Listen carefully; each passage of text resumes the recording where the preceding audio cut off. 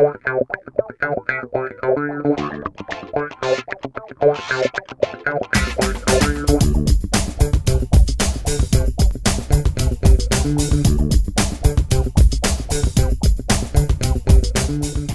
is Nelson Pereira from bnetTV. Welcome to the Mobile World Congress 2013 in Barcelona. And this is Douglas Suriano from Tekelec. How you doing, sir? Oh, it's very nice to meet you. Thank you, Nelson. It's always a pleasure to come here, and obviously I'm always happy to see your company. You guys are an amazing company in this industry, and as always, every year when I come, I always learn something new because you guys are always being very innovative. And more importantly, for our first-time viewers, can you talk to us about your company and what role they play in this ecosystem?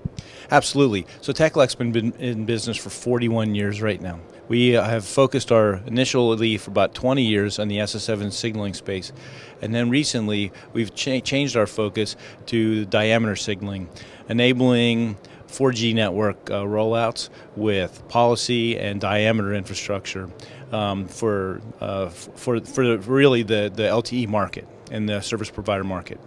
Obviously, the LTE market is starting to grow more and more every year. It's pushing beyond where it was in the 3G market, but now it's expanding beyond everything else, including new locations where they were not even having 3G. They're pushing themselves directly into the LTE market as a strategy point. And I'm pretty sure your company's right behind them to help them provide that information. And if they want to reach out to you, I guess key questions would be is, one, what is your market coverage in the world? And second, for how many years have you been doing this? So in the SS7 space, we've been doing it for about 20 years. We're in 300 customers, service providers in 107 countries around the world. So since about 2010, our LTE focus has really been focused in North America initially. We've seen expansion now in Asia, in Japan, and Korea, where LTE seems to be taking off. It's just now starting to take off. I think 2013 will be a focus in Europe, as well as in Latin America. So everywhere we are in the 3G world, we're going to be moving to LTE. Having said that, one of the key things that I see where your company not only plays an incredible role, just like you mentioned, those countries, is those rural areas, they're not even investing money on putting cable or anything like that. They're just rolling LTE directly, doing triple play, providing video services and voice services as well, everything under one platform. And having an experienced company such as yourself, not only does it play a key component portion of it, but it makes the right investment for those countries to call you up. Well, one thing we've seen with LTE, it truly is a global standard. There's not a lot of variance out there. Obviously, spectrum's going to change, but the core of the network where we play is the same in every geography. The kinds of services that the subscribers want to roll out, again, are the same. They want to be able to provide that data infrastructure to have broadband data available to the subscribers, as well as voice over LTE deployments that they're starting to heat up. So it's the same applications you're going to see running everywhere in the world. And more importantly, what brings you to MWC 2013 this year? Well, this is one of the best shows for us every year. We have a lot of customer meetings, a lot of coverage. This year we were particularly excited because we announced the Thinking Network. It's a four-phase strategy that starts off with what we call the new diameter network. We announced it last MWC, where you have diameter signaling, policy, PCRF, and subscriber data management at the core of the LTE Evolved Packet Core. The second phase is taking that EPC and putting it in the cloud. We call it Cloud XG.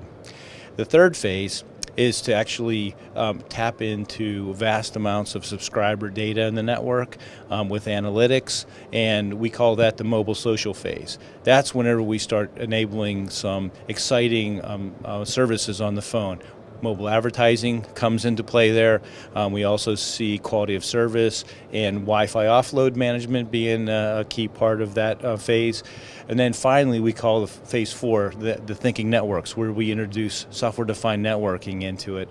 So not only do you have the elastic cloud for your EPC, now you have an elastic network that expands and is flexible to scale to the demands of providing a digital lifestyle for our service provider customers. And finally, let me ask you a question, especially this is a question from a host to a company such as yours, where does cloud, because one of the things that I've been hearing a lot in this conference is not only just cloud services, because before we just heard cloud services and creation of cloud services in the market to take care of a host of pretty much people out there to their cell phones and everything else. But this year, I've been hearing a lot about the marriage between cloud services and M2M devices.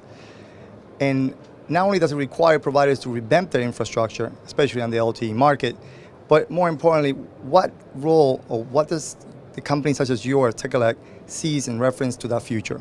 So we see M2M traffic increasing immensely in our service provider customers. We think that the Internet of Things really is finally coming to the forefront. And the issue with M2M is you have lots of devices, and there's very low cost, low revenue, low ARPU per device. So the service providers are challenged to have a very low-cost infrastructure to service those devices. That's a perfect application for cloud infrastructure. You can have pools of resources that you're easily able to bring into play to service the M2M business, and typically you don't have to worry about latency as much with those kinds of customers. So you can get away with with a little more flexible infrastructure. It's a perfect application for the cloud.